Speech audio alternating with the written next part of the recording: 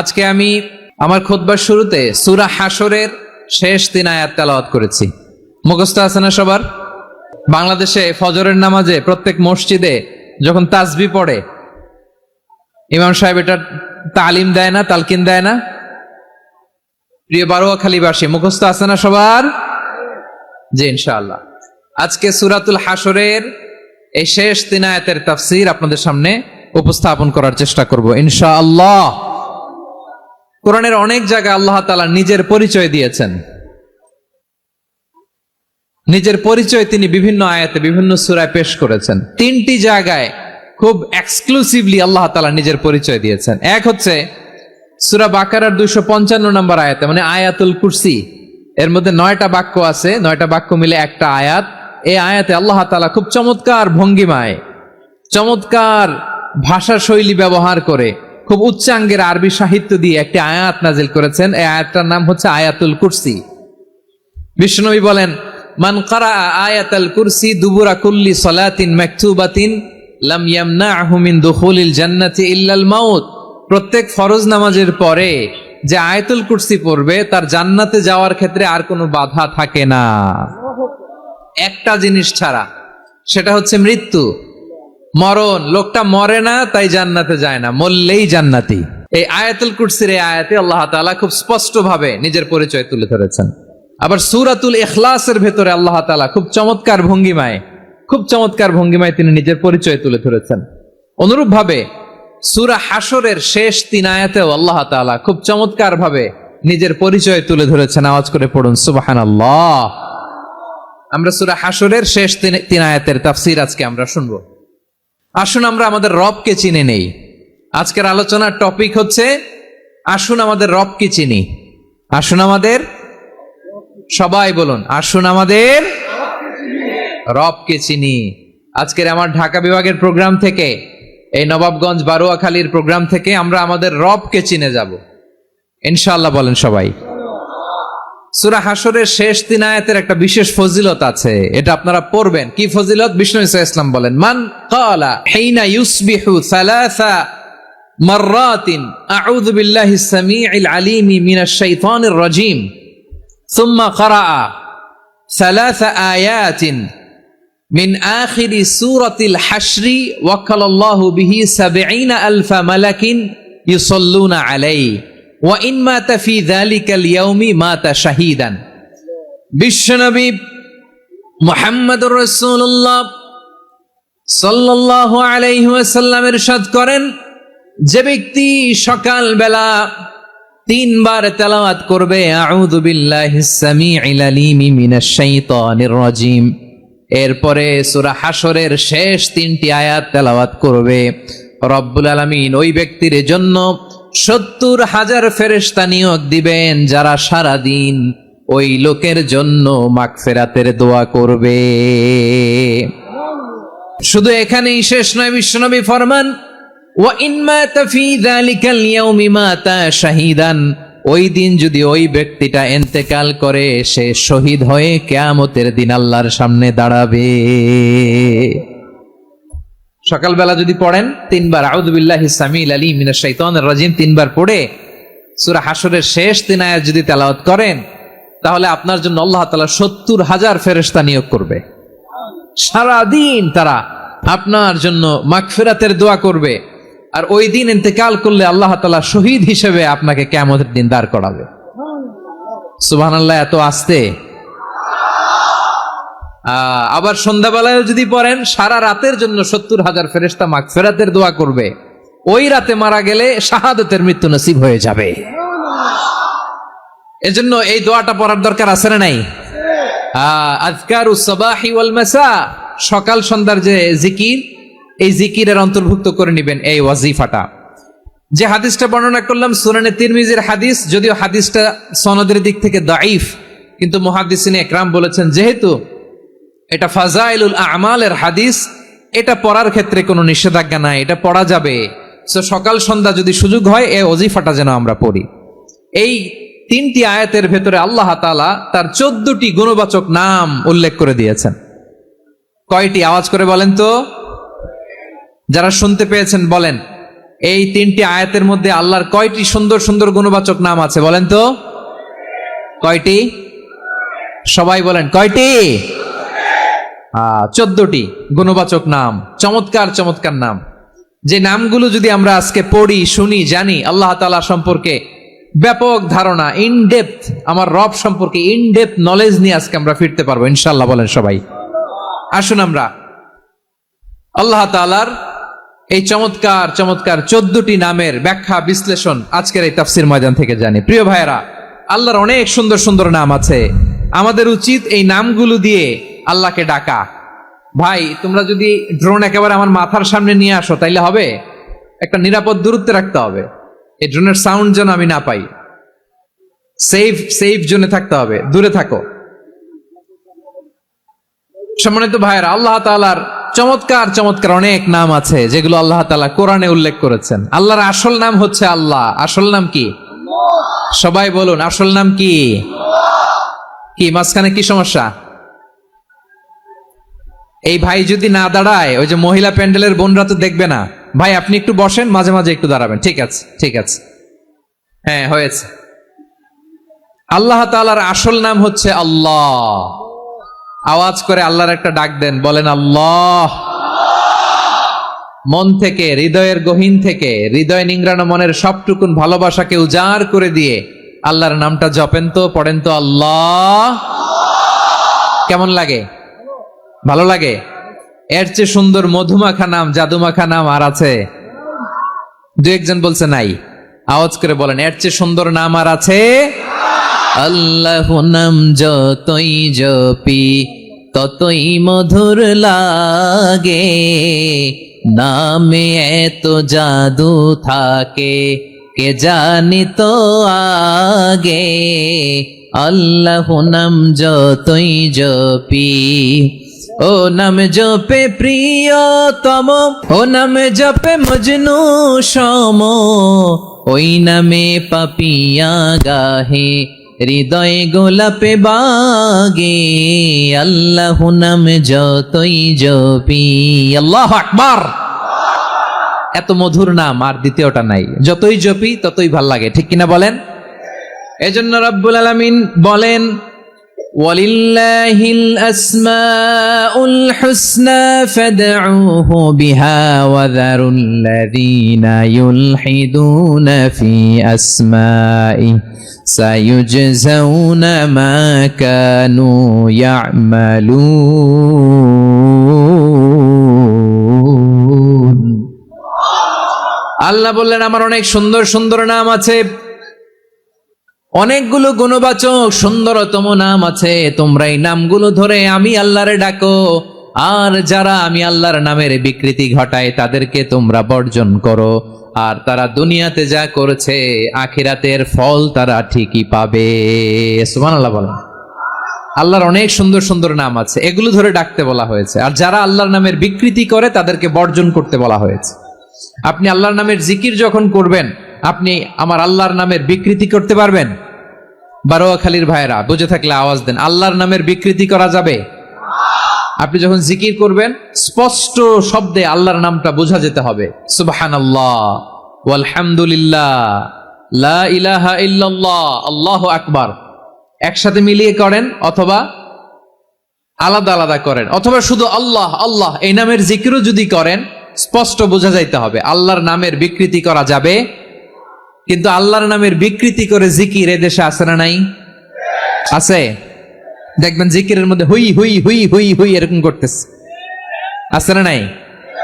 সবাই মিলে লাফাচ্ছে, দফাচ্ছে, মাথা ঝুলাচ্ছে, আর কি কি যেন বলে। ওইটার মধ্যে আমি আল্লাহর নাম খুঁজে পাই না, এরকম আছে না নাই? হ্যাঁ, হই হই করে কিম্ভূত কিমাকার অদ্ভুত আওয়াজ করে তারা জিকির করে, সেখানে আল্লাহর নাম নাই। এই জিকির আল্লাহর কাছে গ্রহণযোগ্য হবে? আল্লাহ বলেন, ওয়াযারুল্লাযীনা ইউলহিদুনা ফি আসমাইহি, খবরদার আমার নামের যারা বিকৃতি ঘটায় তাদেরকে তোমরা বর্জন করো। এজন্য জিকির যখন করব সুস্পষ্ট ভাবে আল্লাহ তাআলার নাম সেখানে থাকতে হবে, ঠিক কিনা বলেন? আবার আল্লাহ বলেন, যেমন মনে চায় তেমন জিকির তোমরা করো না।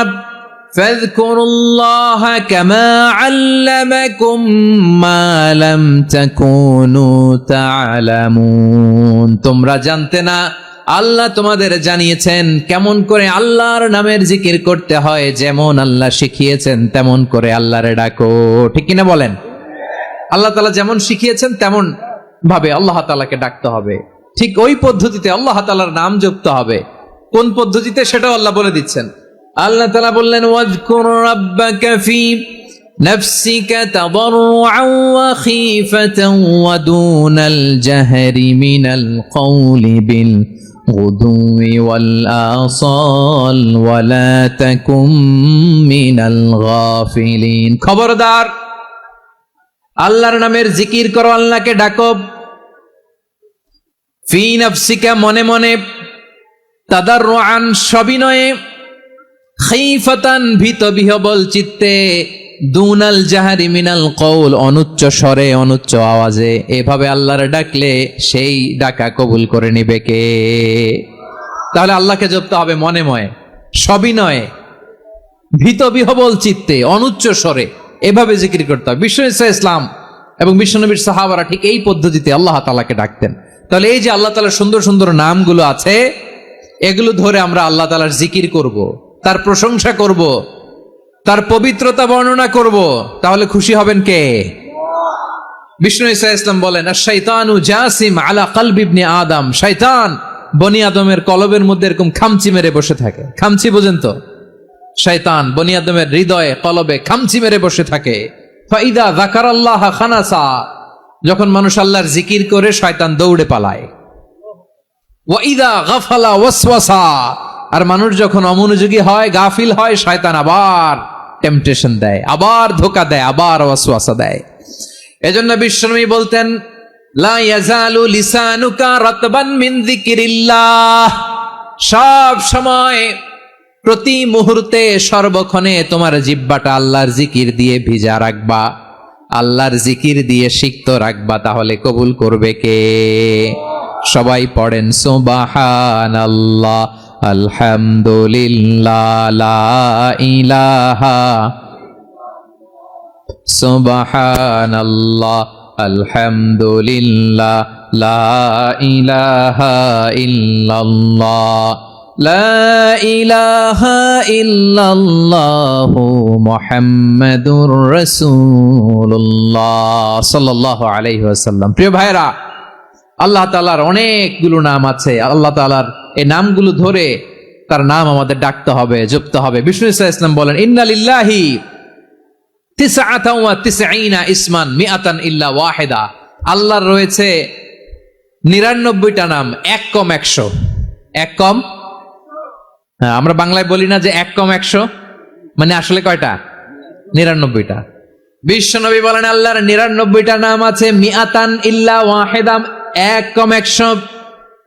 মান আহসাহা দাখালাল জান্নাহ, যে ব্যক্তি 99 নাম মুখস্থ করে তার সিনার ভেতরে রাখবে, আল্লাহ তাআলা তাকে জান্নাত দিয়ে ধন্য করে দেবে। এবার বলেন, আল্লাহর নামগুলো জানার দরকার আছে না নাই? হ্যাঁ, এই নামগুলো আমরা জপব, মুখস্থ করব। এই নামগুলো আগে আয়ত্ত করতে হবে। এই নামের যে অর্থ সেটা অনুধাবন করতে হবে। এই নামের যে দাবি সেটা মানতে হবে। সিবগাতাল্লাহ ওয়া মান আহসানু মিনাল্লাহি সিবগা ওয়া নাহনু লাহু আবিদুন। আল্লাহর রঙে রঙিন হইতে হবে। আমার আল্লাহ দয়ালু, আমরাও দয়ালু হতে হবে। আমার আল্লাহ সহনশীল, আমরাও সহনশীলতার চর্চা করতে হবে। আমার আল্লাহ মেহেরবান, আমরাও মেহেরবান হতে হবে। বিষ্ণু ইসলাম আল্লাহর এই চমৎকার সুন্দরতম নামগুলো ধরে ধরে আল্লাহর কাছে চাইতেন। আপনি যখন দোয়া করবেন, আল্লাহর নামগুলো ধরে যদি দোয়া করেন, আল্লাহ ওই দোয়া ফিরায় দেয় না। সুবহানাল্লাহ বলেন। আপনি যদি দোয়ার মধ্যে বলেন ইয়া রহমান, সবাই বলেন ইয়া রহমান, ইয়া রাহিম, ইয়া হাইয়্যু, ইয়া কাইয়্যুম, আল্লাহর চমৎকার নামগুলো ধরে ধরে যদি আল্লাহর কাছে ফরিয়াদ করেন, আল্লাহর নামগুলো ডাকে, মুহূর্তেই কবুল করবে কে? বিষ্ণু ইসলাম এভাবে আল্লাহর নামগুলো ধরে ধরে জিকির করতেন, আল্লাহর নাম জপতেন। তিনি বলতেন, আসআলুকা বিকুল্লি ইসমিন হুয়া লাক, আল্লাহ তোমার যত নাম আছে সব নামের ওসিলায় তোমার কাছে ফরিয়াদ করি। সব নামের ওসিলায়। আনসালতাহু ফি কিতাবিক, যে নাম তুমি তোমার কিতাবে নাজিল করেছো। আও আল্লামতাহু আহাদাম মিন খালকিক, অথবা তোমার কোন সৃষ্টিকে তোমার নাম তুমি জানিয়েছো। আও ইস্তাসারতা বিহি ফি ইলমিল গায়বি ইনদাক, অথবা গায়েবের জ্ঞানে তুমি তোমার নিজের জন্য ওই নামগুলো সংরক্ষিত রেখে দিয়েছো। সব নামের ওসিলায় তোমার কাছে চাই। সুবহানাল্লাহ পড়েন। তার মানে আল্লাহ তোমার যে নামগুলো আমরা জানি এগুলার ওসিলায়ও চাই, যে নামগুলো আমরা জানি না সেগুলোর ওসিলায়ও চাই। আল্লাহর সব নাম আল্লাহ আমাদেরকে জানায় নাই, কিছু নাম জানিয়েছেন, কিছু নাম তিনি জানান নাই। সুবহানাল্লাহ বলেন। আল্লাহ তাআলা তার কিছু নাম কোরআনে উল্লেখ করেছেন, কিছু নাম স্পেশাল কিছু নবীদেরকে জানিয়েছেন, আর কাউকে জানান নাই। কিছু নাম তিনি কিয়ামতের দিন আমাদের সামনে প্রকাশ করবেন যে এইটাও আমার একটা নাম, এটা তোমরা কেউ জানতা না। সুবহানাল্লাহ, সারপ্রাইজ হিসেবে আল্লাহ তাআলা রেখে দিয়েছে, কেউ জানে না। কিয়ামতের দিন আল্লাহ তাআলা সেই নামগুলো জানাবেন। আর কিছু নাম আছে সেই নামগুলো আল্লাহ কোরআনেও বলে নাই, কোন নবীরেও জানায় নাই, কিয়ামতের দিনও সারপ্রাইজ হিসেবেও জানাবে না। ওই নামগুলো স্বয়ং খোদ আল্লাহ ছাড়া কেউ জানে না। এজন্য বিশ্বনবী দোয়ার সময় বলতেন, আল্লাহ তোমার যে নামগুলো জানি, যে নামগুলো জানি না, সব নামের বরকতে তোমার দরবারে চাই, সব নামের ওসিলায় তোমার কাছে ফরিয়াদ করি। সুবহানাল্লাহ বলেন। তাহলে সূরা হাশরের মধ্যে আমরা আল্লাহর মোট কয়টা নাম পাবো দেখি, মনে আছে কিনা? হ্যাঁ, কয়টা? আওয়াজ করে বলেন, কয়টা? মাশাআল্লাহ। এই 14টা শোনার আগ্রহ আছে? তাহলে প্রিয় বারুয়াখালী বাসী বলেন তো, সূরা হাশরের শেষ 3 আয়াতে আল্লাহর কয়টা নামের দেখা মিলবে? সবাই একসাথে আওয়াজ করে, কয়টা? আসুন আমরা শুরু করে দিই। আল্লাহ তাআলা বলছেন, হুয়াল্লাহুল্লাযী লা ইলাহা ইল্লা হুয়া আলিমুল গায়বি ওয়াশ শাহাদাতি হুয়ার রহমানুর রহিম। আল্লাহ বলেন, হুয়াল্লাহ, তিনি হলেন আল্লাহ, আল্লাযী লা ইলাহা ইল্লাহু, তিনি ছাড়া কোনো ইলাহ নাই। আছে নাকি? বারুয়াখালীবাসী আওয়াজ করে বলেন তো দেখি, আমাদের ইলাহ কয়জন? আরো জোরে বলেন। একজন হইলে ভালো না বেশি হইলে ভালো? ওয়া ইলাহুকুম ইলাহু ওয়াহিদুন লা ইলাহা ইল্লা হুয়ার রহমানুর রহিম। আল্লাহ বলেন, তোমাদের ইলাহ হলো একজন, তিনি ছাড়া কোনো ইলাহ নেই, তিনি দয়াময়, তিনি মেহেরবান। ইলাহ যদি একজন না হয়ে দুইজন হতো, ঝামেলা আছে না নাই? লাউ কানা ফীহিমা আলিহাতুন ইল্লাল্লাহু লাফাসাদাতা, আকাশ এবং জমিনের মধ্যে ইলাহ একজন না হয়ে যদি মাত্র দুইজন হতো, আকাশ জমিন ভেঙে খান খান হয়ে যেত। ঠিক কিনা বলেন? দুইজন ইলাহ হইলে খান খান হয়ে যেত। আমাদের রব একজন হইলে ভালো না বেশি হইলে ভালো? কথা বুঝতেছেন? আরে একজনের তো মন জোগায় চলতে পারি না, ঠিক কিনা? হ্যাঁ, একজন, তিনি যে আদেশগুলো দিয়েছেন আমাদের দুর্বলতার কারণে আমরা তো পারি না। যদি 10 জন হইতো, ওই 10 জনরে হ্যাপি করতে পারতাম, তাদেরকে স্যাটিসফাই করা যেত এত সহজে। 10 জনের 10 নিয়ম থাকতো। একজন বলতো আমার সেজদা দিবি সকালে, আরেকজন বলবে আমার জন্য নামাজ পড়বি 3 বার, আরেকজন বলবে আমার জন্য যাকাত দিবি এতবার, আরেকজন বলতো আমার জন্য কুরবানি দিবা এতবার। তাহলে আমাদের জন্য কঠিন হয়ে যেত, ঠিক কিনা? যদি ইলা একজন না হয়ে একাধিক হতো, একজন বলতো না আমি মহাবিশ্ব এভাবে চালাবো, আরেকজন বলতো না আমার মন চায় এভাবে, আমি এভাবে চালাবো, একজন বলতো সূর্য আমি পূর্ব দিকে উঠাবো, আরেকজন বলতো না আমি দক্ষিণ দিকে উঠাবো, আরেকজন বলবে না আমি উত্তর দিকে উঠাবো। এরকম আছে না নাই? ঝামেলা লেগে যেত। এজন্য বেশি রব হইলে আমাদের জন্য ঝামেলা, খোদা বেশি হইলে আমাদের লস। একজন হওয়াতে আমরা বেঁচে গেছি। বারুয়াখালীবাসী আওয়াজ করে না, কথা বলে না। রব খোদা একজন হওয়াতে আমাদের সুবিধা হয়েছে না? এজন্য আল্লাহ বলেন লা ইলাহা ইল্লাহু, তিনি ছাড়া তোমাদের কোনো ইলাহ নাই, তিনি একজন। লা ইলাহা ইল্লাহু আলিমুল গায়বি ওয়াশ শাহাদা, তিনি প্রকাশেরও মালিক, অপ্রকাশেরও মালিক। তিনি যেটা ওপেন এটাও জানেন, যেটা গোপন সিক্রেট ওইটাও জানেন। আলিমুল গায়বি ওয়াশ শাহাদা, তিনি গায়েবের মালিক, গায়েবের জ্ঞানী, যেটা দেখা যায় না, অদৃশ্য, জানা নাই, এটাও তিনি জানেন। এগুলো জানতে তার কোনো মাধ্যমের প্রয়োজন হয় না। অতীতে কি হয়েছে, বর্তমানে কি চলছে, ভবিষ্যতে কি হবে, সব তার জ্ঞানের ভেতরে আছে না নাই? এজন্য আল্লাহ বললেন আলিমুল গায়বি ওয়াশ শাহাদা, তিনি গায়েবের জ্ঞান রাখেন, তিনি দৃশ্য জগতের জ্ঞান রাখেন, তিনি প্রকাশ্য জগতের জ্ঞান রাখেন, তিনি গোপন জগতের জ্ঞান রাখেন। তার কাছে কোনো কিছু গোপন নাই, ঠিক কিনা বলেন? হুয়ার রহমানুর রহিম, তিনি হলেন দয়াময়, তিনি হলেন মেহেরবান। এই যে শুরু হলো 14 নামের প্রথম দুইটা, আর রহমান আর রহিম। হুয়ার রহমানুর রহিম, তিনি হলেন the most gracious, the most merciful, তিনি দয়াময়, তিনি অতিশয় মেহেরবান। সুবহানাল্লাহ বলেন। তার দয়ার কোনো শেষ নাই, তার মায়ার কোনো শেষ নাই। আল্লাহ, তাহলে 14টা নামের মধ্যে কয়টা পাইলাম? একটা কি? আর রহমান। বারোয়াখালীবাসী বুঝে থাকলে আওয়াজ করে বলেন, প্রথমটা কি? 2 নাম্বার আর রহিম। আওয়াজ করে বলেন 2 নাম্বার। আওয়াজ করে সবাই গলা ছেড়ে দিয়ে উত্তর দেন তো, প্রথম নামটা কি? দ্বিতীয় নামটা? আর রাহিম। রহমান আল্লাহর one of the major names, আল্লাহর মৌলিক নামগুলোর মধ্যে গুরুত্বপূর্ণ একটা নাম হচ্ছে রহমান। গুরুত্বপূর্ণ নাম কি? রহমান, দয়ার সাগর, মায়ার সাগর। রহমানুন ফিদ দুনিয়া ওয়া রহিমুন ফিল আখিরা। এই দুনিয়ার জন্য আল্লাহ রহমান, দুনিয়াতে আল্লাহ সবাইরে দয়া করে, কাফিররেও করে, মুসলিমরেও করে। আর আখিরাতের জন্য তিনি রহিম, সেখানে কাফির মুশরিকদের জন্য আল্লাহর পক্ষ থেকে কোনো দয়া থাকবে না। চিল্লায় বলেন ঠিক কি না? এজন্য আল্লাহ বললেন আমার মৌলিক একটা নাম হলো রহমান। আল্লাহর পরে অন্য কোন নাম দিয়ে যদি তোমরা আমার নাম প্রকাশ করতে চাও, জপতে চাও, ডাকতে চাও, তোমরা রহমান নামে ডাকো। রব্বুল আলামিন ইরশাদ করেন, কুলিদুল্লাহ আউদিউর রহমান আইয়াম্মা তাদউ ফালাহুল আসমাউল হুসনা। আমাকে আল্লাহ নামে ডাকো, কিংবা আমি আল্লাহকে রহমান নামে ডাকো, যে নামেই ডাকো না কেন আমার আছে অনেকগুলো সুন্দর সুন্দর নাম। যে নামেই ডাকো আমি শুনি, ডাকলেই আমি সাড়া দেই। সকালে ডাকলেও সাড়া দেই, দুপুরে ডাকলেও সাড়া দেই, মাঝরাতেও যদি আমরা বিপদে পড়ি ডাকলে আমাদের ডাকে সাড়া দেয় কে? সবাই বলুন তো, সাড়া দেয় কে? আবার বিশ্বনবী যখন মক্কায় দাওয়াত দিচ্ছিলেন, তিনি মাঝে মাঝে আল্লাহর নাম বলছিলেন, মাঝে মাঝে তিনি রহমান নাম বলছিলেন।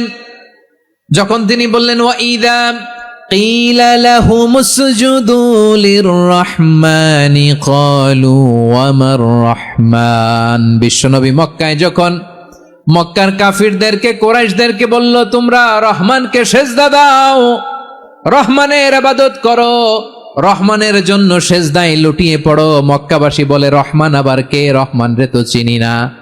রহমানকে আল্লাহ চিনি, রহমান চিনি না। মক্কাবাসী কি বলে? কারে চিনে? আল্লাহরে চিনে। কারে চিনে না?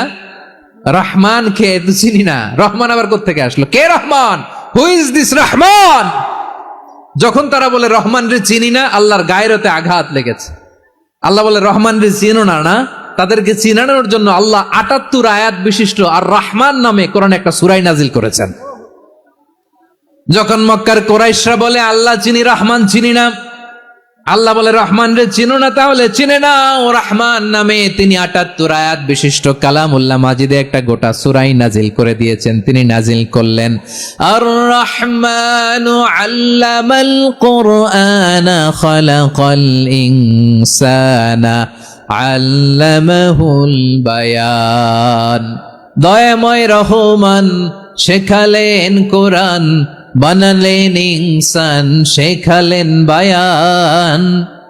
দয়াময় রহমান শেখালেন কোরআন, বানালেন ইনসান, শেখালেন বায়ান। দয়াময় রহমান শেখালেন কোরআন, বানালেন ইনসান, শেখালেন বায়ান। পড়েন আল্লাহু আকবার।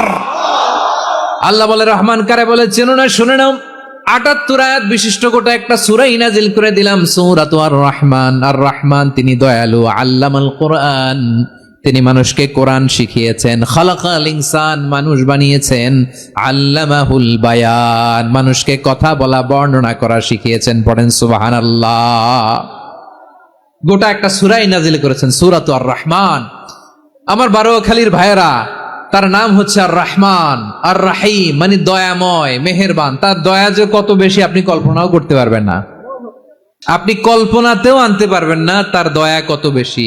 বিশ্বনবী সাল্লাল্লাহু আলাইহি ওয়াসাল্লাম ফরমান, লাম্মা কাদাল্লাহুল খালকা কাতাবা ইনদাহু ফাওকা আরশিহি, আল্লাহ যখন মহাবিশ্বের সব সৃষ্টি করে সারলেন, তিনি আরশের উপরে লিখলেন সাবাকাত রাহমাতি গাদাবি, সাবাকাত রাহমাতি গাদাবি। কোথায় লিখছে? আরশের উপরে। আওয়াজ করে বলেন তো কোথায় লিখেছে? আরশের উপরে আল্লাহ লিখলেন সাবাকাত রাহমাতি গাদাবি।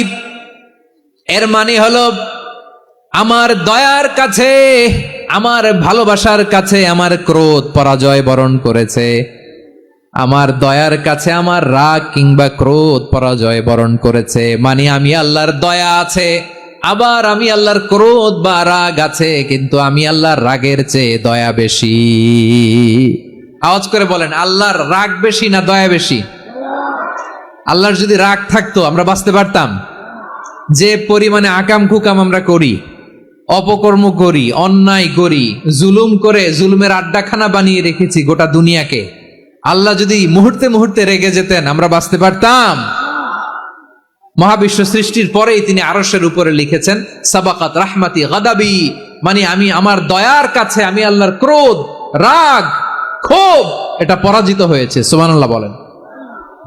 আবার বিষ্ণু বললেন জাআলাল্লাহুর রাহমাতা মিয়াতা জুজ, আল্লাহ দয়ার ভালোবাসাকে 100 টুকরা করলেন। 99 টুকরা দয়া মায়া ভালোবাসা আল্লাহ নিজের কাছে রেখে দিলেন, আর 1 টুকরা দয়া মায়া ভালোবাসা আল্লাহ গোটা বিশ্বের সবার মাঝে ঢেলে দিলেন। দয়া মায়া ভালোবাসা 100 টুকরা করে আল্লাহ নিজের কাছে রাখছেন কয় টুকরা? সবাই বলেন 99 টুকরা। আর গোটা বিশ্বের সবার মাঝে ভাগ করে দিয়েছেন কয় টুকরা? এবার এই 1 টুকরার নমুনা দেখেন তো পৃথিবীতে। স্বামী স্ত্রীর জন্য কত ভালোবাসা, বন্ধু বন্ধুর জন্য কত ভালোবাসা, গার্লফ্রেন্ড বয়ফ্রেন্ডের জন্য গলায় ফাঁস লাগে, আছে না নাই? এই এখন গলার আওয়াজ বাড়ছে ইয়াংদের। হুজুর এখন গার্লফ্রেন্ড বয়ফ্রেন্ডের ভিতরে ঢুকছে, এখন আমরা আছি হুজুর। জেগে উঠছে বারোয়াখালী। দেখেন এই তো কয়েকদিন আগেই তো, কত বছরের 12 না কত বছরের এক মেয়ে, কত বছর? 11। ওই দেখেন সব মুখস্থ দুষ্টগুলার, আর কিছু মুখস্থ না থাকলে এগুলো মুখস্থ। 11 বছরের, তারে কি বলবো, তরুণীও তো না, কিশোরী।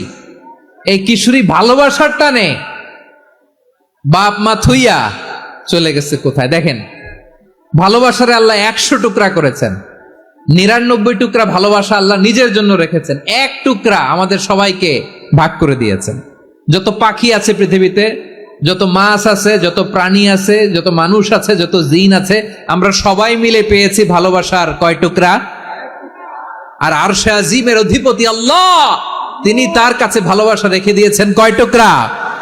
তাহলে এবার আওয়াজ করে বলেন, আল্লাহর রাগ বেশি নাকি দয়া বেশি? আল্লাহ তুমি দয়ার সাগর রহমানুর রহিম, তোমার দয়ায় পূর্ণ আমার সারা নিশিদিন। সবাই পড়েন, আল্লাহ তুমি দয়ার সাগর রহমানুর রহিম, তোমার দয়ায় পূর্ণ আমার সারা নিশিদিন। আল্লাহু আকবার। আল্লাহ বলেন রাহমাতি ওয়াসিআত কুল্লা শাই, গোটা বিশ্বের সব জায়গায় আমি আল্লাহর রহমত বিস্তৃত, এমন কোন জায়গা নাই যেখানে আমি আল্লাহর রহমত নাই। ঠিক কিনা বলেন?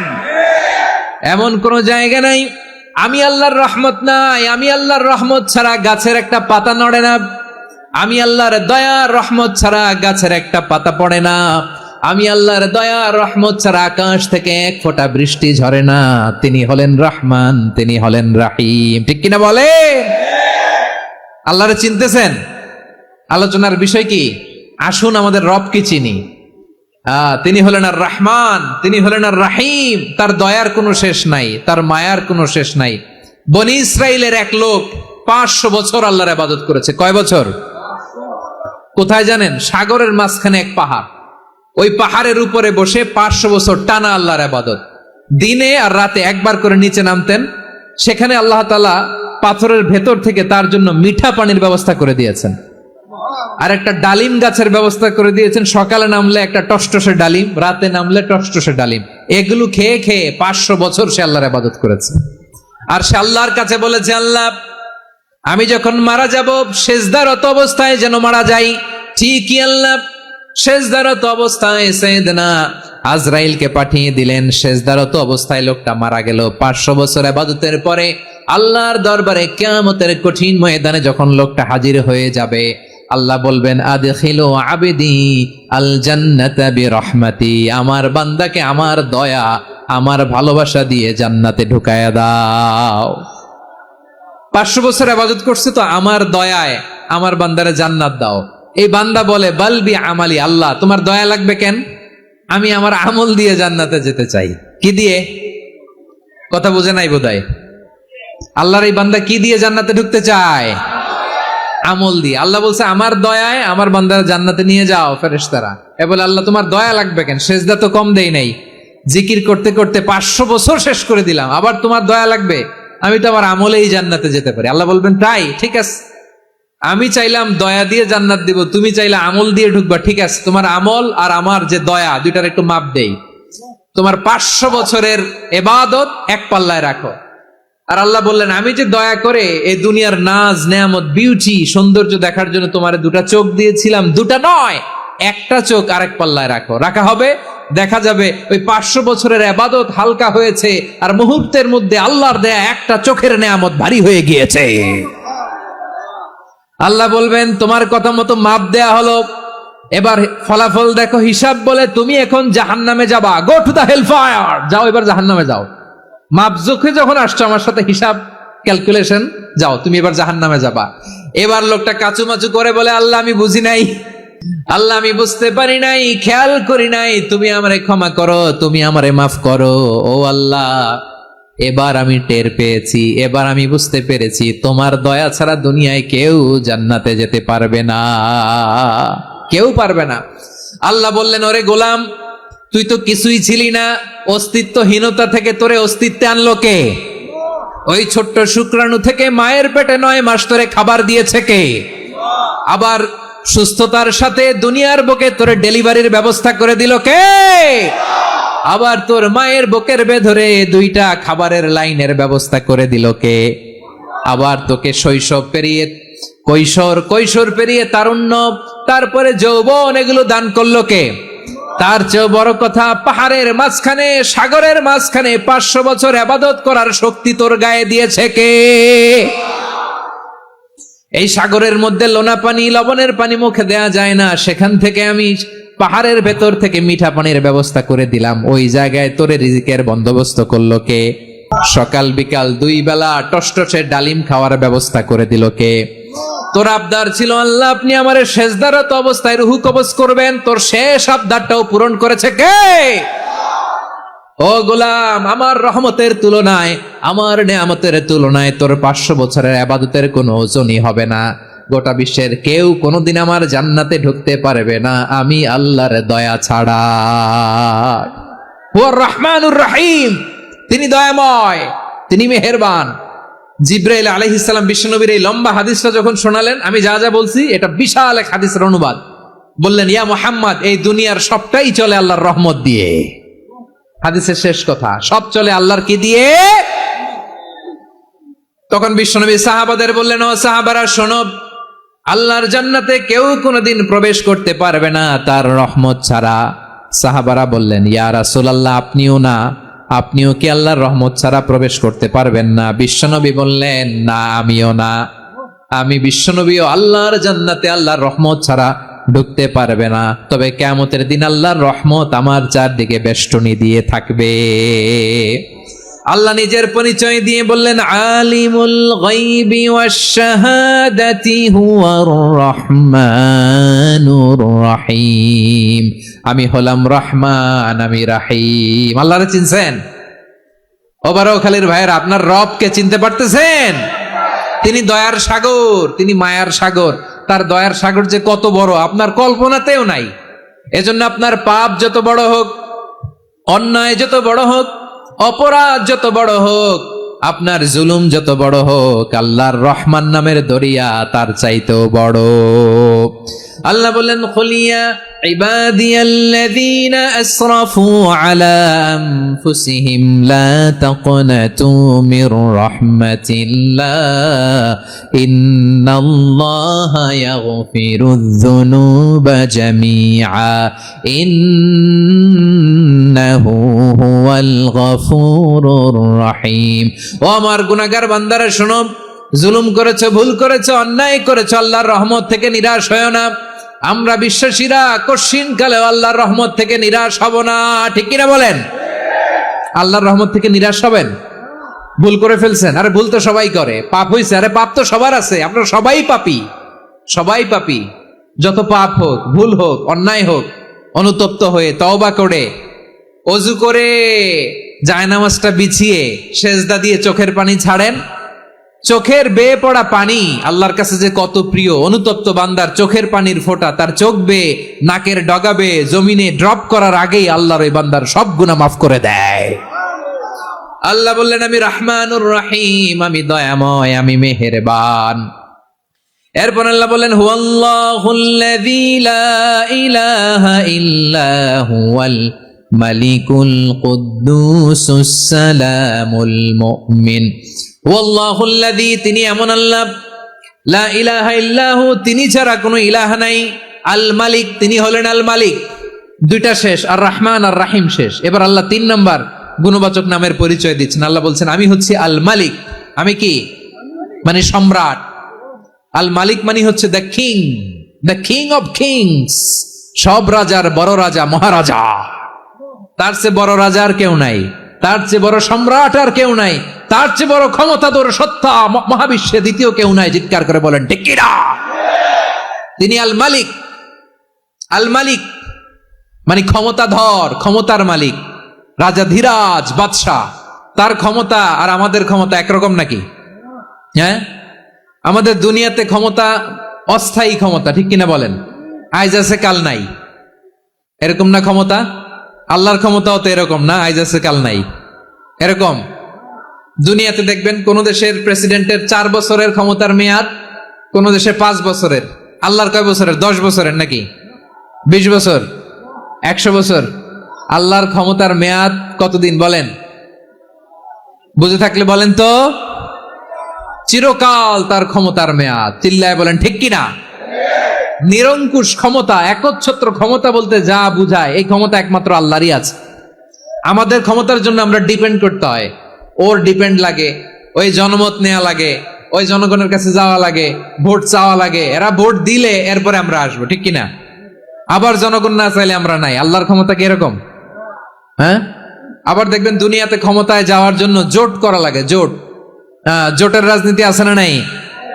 জোট হয়, শরিক হয়, এই হয়, সেই হয়, নানা ভাবে দুনিয়াতে ক্ষমতায় আসতে হয়। আল্লাহ বলে, আমার ক্ষমতার জন্য কারো উপর বিন্দু পরিমাণ আমার ডিপেন্ড করা লাগে না। সৃষ্টির শুরু থেকে আমি ক্ষমতার চেয়ারে বসা, মহাবিশ্বের শেষ পর্যন্ত, সীমাহীন ভবিষ্যৎ পর্যন্ত আমি ক্ষমতার চেয়ারে থাকবো। আমি হলাম আল মালিক। আমার ক্ষমতার কোনো কমতি নাই, কোনো ঘাটতি নাই। কেউ আমার ক্ষমতা থেকে নামাতে পারবে না। পারা যাবে? এই যে আমরা ফ্যাসিস্ট সরকারের যে আপনারা নামাই দিছেন গণ অভ্যুত্থান করে, মনে আছে? 5ই আগস্টের কথা ভুলে গেছেন এত তাড়াতাড়ি? মনে আছে? আছে। তা আমরা সবাই মিলে যদি একটা গণ অভ্যুত্থান করি, তাইলেই তো আল্লাহর ক্ষমতার চেয়ার থেকে নামায় ফেলানো যায়। হ্যাঁ, যাবে না? পারবো না আমরা? কি বলে, পারা যাবে না? আচ্ছা, আমরা না হয় পারলাম না, জিন জাতি যদি আমাদের সাথে জয়েন করে, ম্যানকাইন্ডের সাথে জিনকাইন্ড, ইফ দে জয়েন আস, সবাই মিলে একটা গণ অভ্যুত্থান, রেভলিউশন, ডেমনস্ট্রেশন, প্রোটেস্ট, সবাই মিলে যদি একটা অভ্যুত্থান করি, তাইলেই তো আল্লাহর ক্ষমতা শেষ। আওয়াজ করে বলেন, তাইলেই কি আল্লাহর ক্ষমতা শেষ হবে? তাহলে আমরা সবাই মিলে একটা গণ অভ্যুত্থান যদি করি, আল্লাহর ক্ষমতা থেকে নামানো যাবে?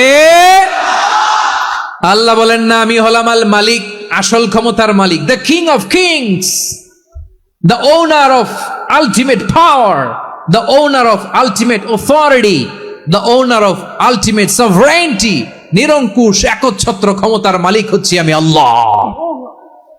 আল্লাহ তাআলা সূরা মুলকের শুরুতে বলছেন তাবারাকাল্লাযী বিয়াদিহিল মুলকু ওয়া হুয়া আলা কুল্লি শাইইন কাদির। মহিমান্বিত সত্তা, যার হাতে ক্ষমতা, তিনি যা চান তাই করতে পারেন। আওয়াজ করে বলেন তো তিনি কে?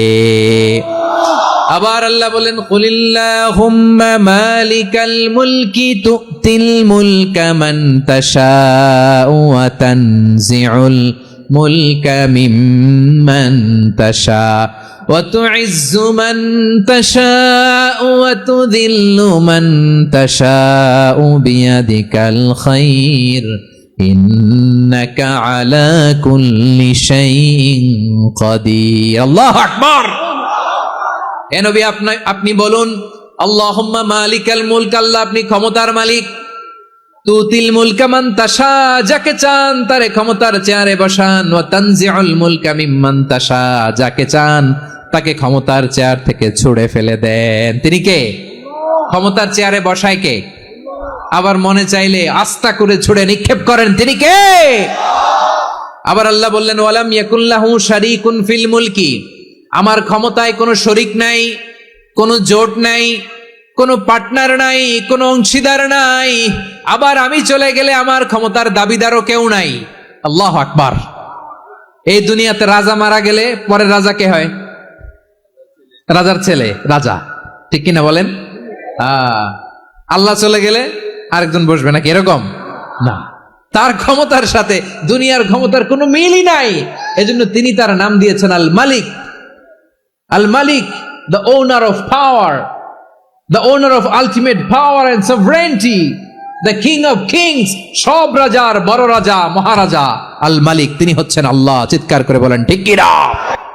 তিনি আসল ক্ষমতার অধিকারী। দুনিয়াতে যে আমরা ক্ষমতা নিয়ে কামড়াকামড়ি করি, মারামারি করি, কিয়ামতের দিন আল্লাহ জিজ্ঞেস করবেন কই তোদের ক্ষমতা, আজকে বল। কিয়ামতের সময় সব মানুষগুলো যখন ইন্তেকাল করবে, সব জিনেরা যখন ইন্তেকাল করবে, সব ফেরেশতারা যখন ইন্তেকাল করবে, বাকি থাকবে মালাকুল মাউত। মালাকুল মাউত এসে বলবে আল্লাহ আপনার কথা মতো সবাই শেষ, মানুষগুলো নাই, জিনগুলো নাই, আমার সতীর্থ ফেরেশতাগুলো নাই, মহাবিশ্বে আর কেউ নাই। আল্লাহ বলে এখন কে আছে? মালাকুল মাউত বলবে আল্লাহ তুমি আছো আর আমি। তুমি তো আল হাইয়্যু আল কাইয়্যুম, অবিনশ্বর, শাশ্বত, চিরঞ্জীব, কোনদিন মরবা না, তুমি আছো আর তোমার গোলাম আমি আছি আজরাইল। মহাবিশ্বে কয়জন আছে মাত্র? জোরে বলেন। এক হচ্ছেন আর হচ্ছে মালাকুল মাউত। আল্লাহ তুমি আছো আমি আছি। আল্লাহ বলবে ঠিক আছে, এবার তোমার মরণের পালা, মুত ইয়া মালাকাল মাউত, হে মৃত্যুর ফেরেশতা তুমি মরো। মালাকুল মাউত আল্লাহর আদেশ বাস্তবায়ন করতে যে বিকট একটা চিৎকার দিয়ে মৃত্যুবরণ করবে। ওই চিৎকার দুনিয়ার মানুষেরা, চিৎকারের আওয়াজ যদি দুনিয়ার মানুষেরা শুনতে পেত, দুনিয়ার মানুষের প্রত্যেকের কানের পর্দা ফেটে মুহূর্তের মধ্যে সব লাশ হয়ে জমিনে পড়ে রইত। ভয়ঙ্কর চিৎকার দিয়ে মালাকুল মাউত বিদায় নিবে, কেউ নাই। এবার বলেন তো মহাবিশ্বে মহাশূন্য, কেউ নাই, উপরে নিচে সামনে পেছনে ডানে বায়ে কোন সত্তা, কোন জীবিত সত্তার আছে? একজন ছাড়া, তিনি কে?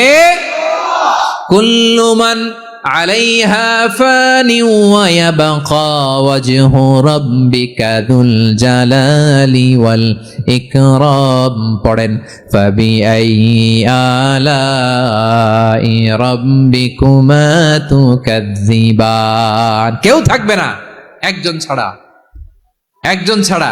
এই ড্রোন দেখে হাত নাড়ালে হবে? আমার দিকে তাকাইতে হবে, কথা শুনতে হবে। মহাবিশ্বে কেউ নাই একজন সত্তা ছাড়া। আওয়াজ করে বলেন তিনি কে? এবার আল্লাহ ডেকে বলবেন লিমানিল মুলকুল ইয়াউম, লিমানিল মুলকুল ইয়াউম, ক্ষমতা কার? Who belongs the kingdom today, who belongs the power authority today, who belongs the sovereignty today. আজকে ক্ষমতা কার? দুনিয়াতে ক্ষমতা নিয়ে এত কামড়াকামড়ি, দুনিয়াতে চেয়ার নিয়ে এত মারামারি, এত অত্যাচার, এত রক্তপাত, এত ব্লাডশেড, আজকে বলো তো ক্ষমতা কার? কার ক্ষমতা? মহাশূন্যে কোনো আওয়াজ নাই, শুধু আমার রবই বলবেন লিমানিল মুলকুল ইয়াউম, আজকে ক্ষমতা কার? কোনো আওয়াজ নাই, উত্তর দেওয়ার মতো জীবিত কোনো সত্তা নাই, ফলে কেউ উত্তর দিতে পারবে না। আল্লাহ নিজেই প্রশ্নের উত্তর দিয়ে বলবেন লিল্লাহিল ওয়াহিদিল কাহ্হার, একচ্ছত্র অধিপতি, ক্ষমতার মালিক আল্লাহ ছাড়া কারোর জন্য কোনো ক্ষমতা নাই। চিল্লায় বলেন ঠিক কি না?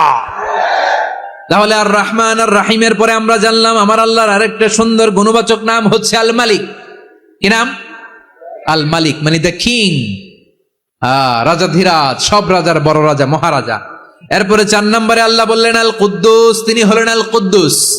আল কুদ্দুস মানে হচ্ছে অতি পবিত্র, মহাপবিত্র, the most holy, the absolutely pure, যার কোনো খুঁত নাই। আল্লাহর কোনো খুঁত আছে?